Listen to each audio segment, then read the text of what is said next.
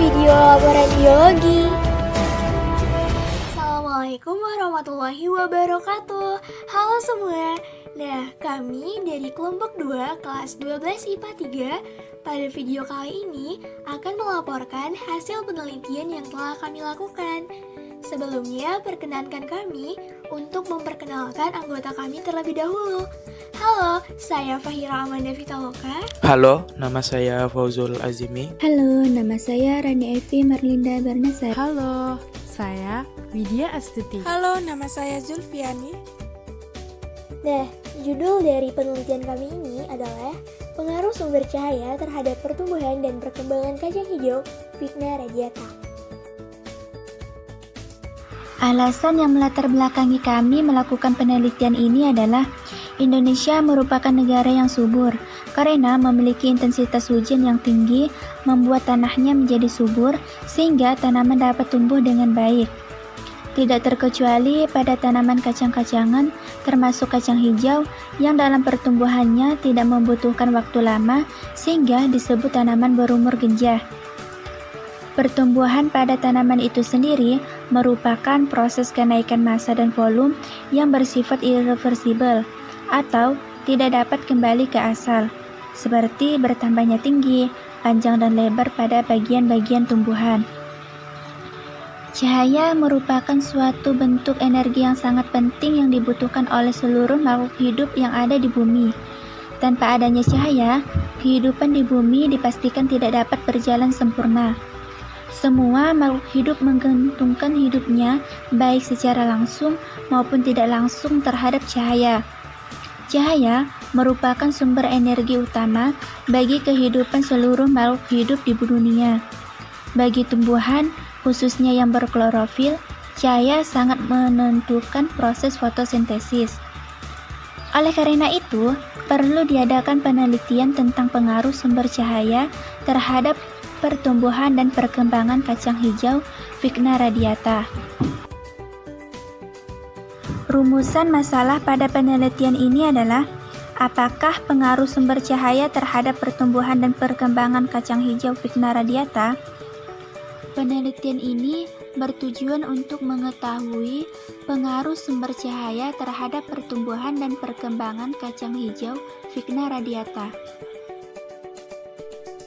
Teori yang melandasi penelitian ini yaitu tanaman kacang hijau termasuk suku polong-polongan, herbase yang memiliki manfaat sebagai sumber bahan pangan berprotein nabati tinggi, yang dapat digunakan dalam berbagai macam produk dan jenis makanan, dan merupakan salah satu komoditas pangan yang menjadi sumber energi pengganti selain kacang kedelai, Mustakim 2015. Pertumbuhan berarti bertambahan ukuran, karena organisme multisel tumbuh dari zigot.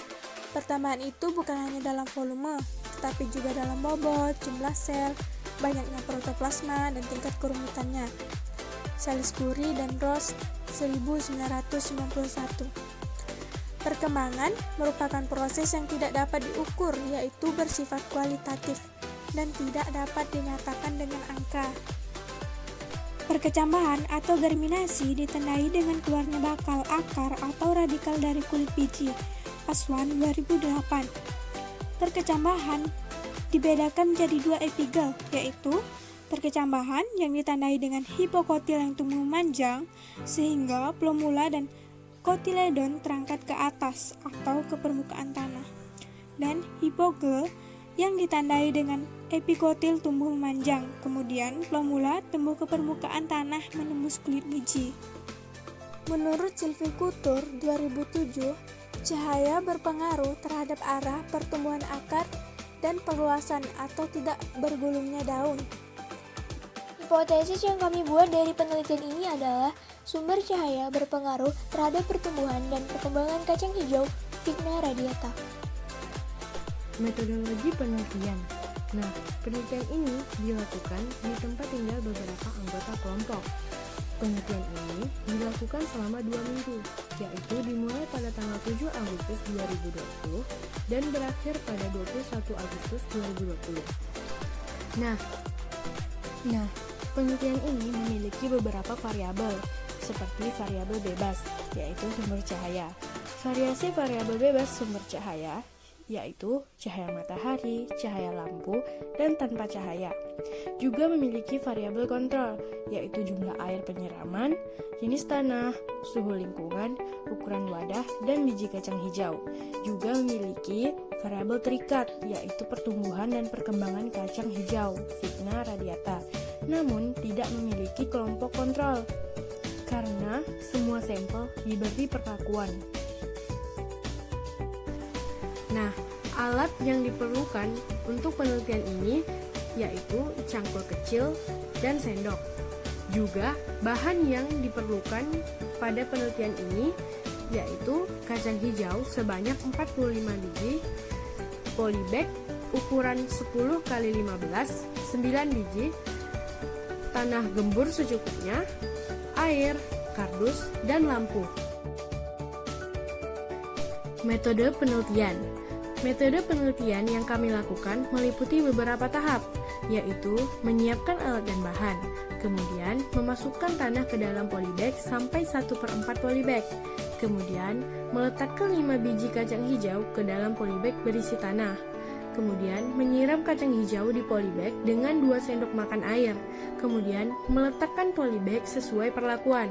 Ada yang di tempat terkena cahaya matahari, ada yang di tempat cahaya lampu, dan ada yang ditutup dengan kardus agar tidak terkena cahaya apapun.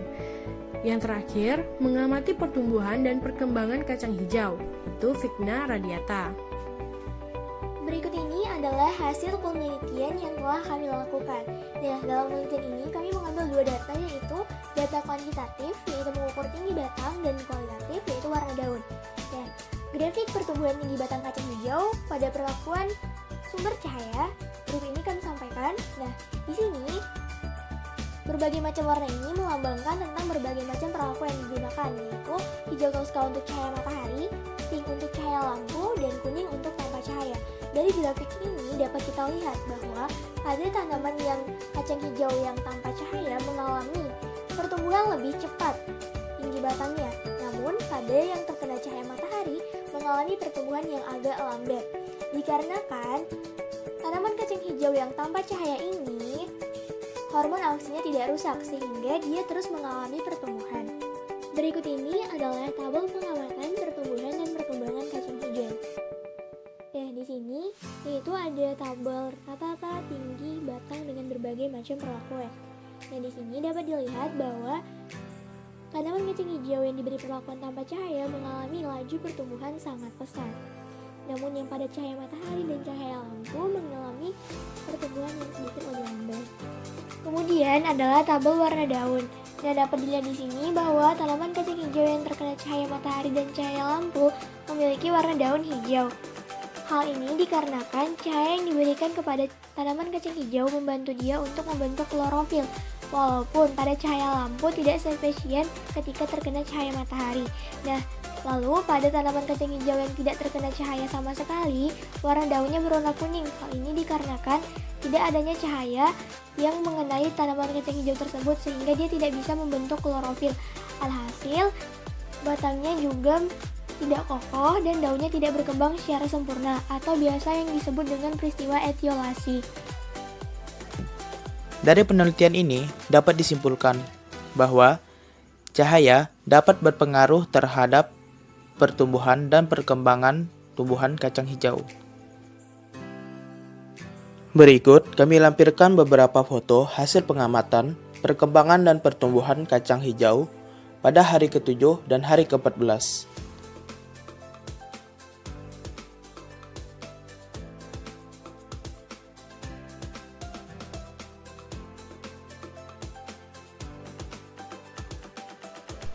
Sekian yang dapat kami sampaikan. Kurang dan lebihnya kami mohon maaf. Semoga dapat bermanfaat bagi kita semua. Wassalamualaikum warahmatullahi wabarakatuh.